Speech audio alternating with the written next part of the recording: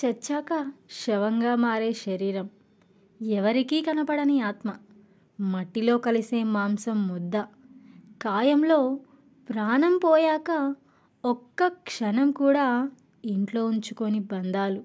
దీనికోసం అబద్ధాలు, మోసాలు, నీతి నియమాలు వదిలేయడం, పగలు, ప్రతీకారాలు, సాటివారిని మానసికంగా హింసించి పైశాచిక ఆనందం పొందడం. ఇది నేటి కలియుగ మానవుల జీవనం. అవునా కాదా చెప్పండి?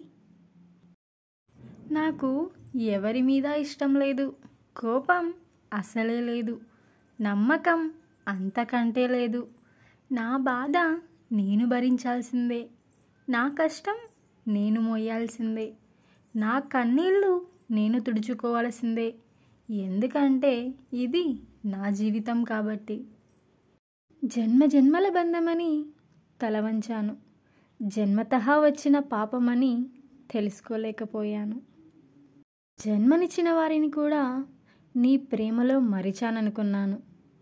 ఎందుకు ఈ జన్మనిచ్చావు అని ఆ దేవుణ్ణే నిందిస్తున్నాను.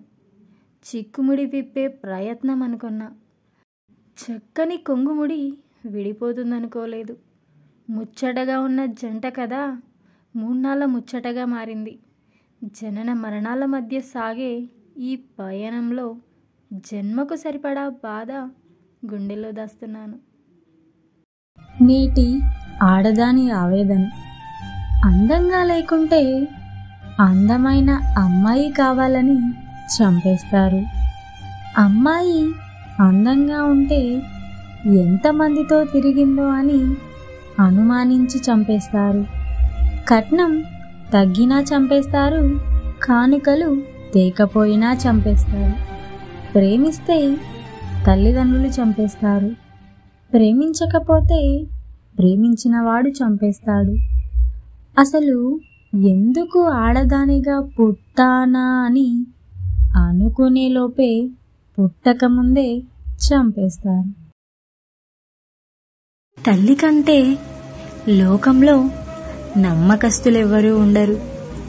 పేదవాడికి స్నేహితులుండరు. ప్రజలు అందాన్నే ముందు చూస్తారు, గుణాన్ని కాదు.